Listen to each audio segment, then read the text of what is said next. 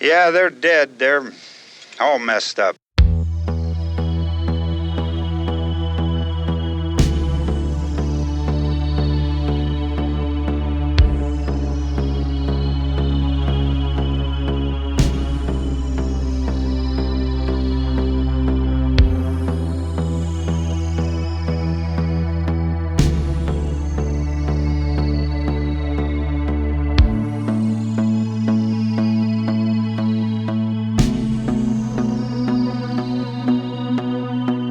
Reports from witnesses to the effect that people who acted as though they were in a kind of trance were killing and eating their victims prompted authorities to examine the bodies of some of the victims. Medical authorities in Cumberland have concluded that in all cases, the killers are eating the flesh of the people they murdered. Repeating this latest bulletin just received moments ago from Cumberland, Maryland, civil defense authorities have told newsmen that murder victims show evidence of having been partially devoured by their murderers. Medical examination of victims' bodies shows conclusively that the killers are eating the flesh of the people they kill. Hey, give me a hand with this thing. I gotta go help Ben with the television.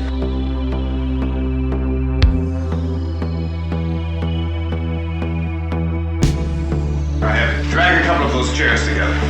There's a socket over here. It's on, it's on.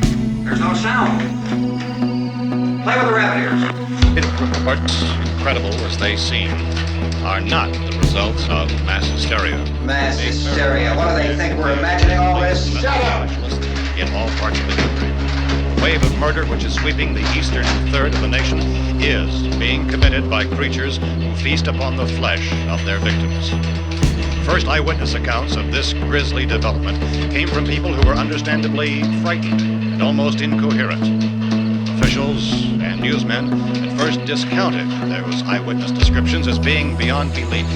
However, reports persisted.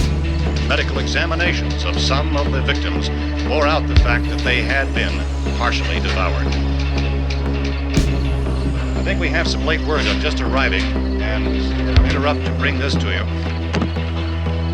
This is the latest disclosure in a report from National Civil Defense Headquarters in Washington. It has been established that persons who have recently died have been returning to life and committing acts of murder. A widespread investigation of reports from funeral homes, morgues, and hospitals has concluded that the unburied dead are coming back to life and seeking human victims.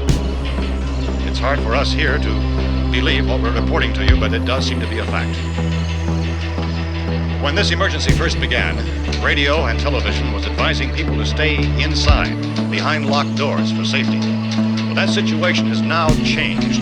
We're able to report a definite course of action for you. Civil defense machinery has been organized to provide rescue stations with food, shelter, medical treatment, and protection by armed National Guardsmen. Stay tuned to the broadcasting stations in your local area. Dr. Grimes, your entire staff, I know, has been working very hard to find some solution to these things that are happening. Do you have any answers at this time? Yes, we have some answers. But first, let me stress the importance of seeking medical attention for anyone who's been injured in any way. We don't know yet what complications might result from such injuries. In the cold room at the university, we had a cadaver from which all 4 limbs had been amputated. Sometime early this morning, it opened its eyes and began to move its trunk. It was dead, but it opened its eyes and tried to move. The body should be disposed of at once, preferably by cremation. Well, how long after death, then, does the body become reactivated? It's only a matter of minutes. Minutes? Well, that doesn't give people time to make any arrangements. Oh, you're right. It doesn't give them time to make funeral arrangements.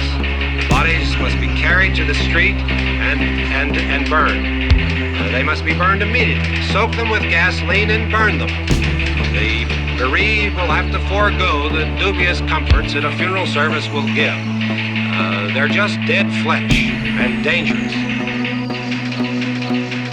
The Survival Command Center at the Pentagon has disclosed that a ghoul can be killed by a shot in the head or a heavy blow to the skull. Officials are quoted as explaining that since the brain of a ghoul has been activated by the radiation, the plan is kill the brain and you kill the ghoul.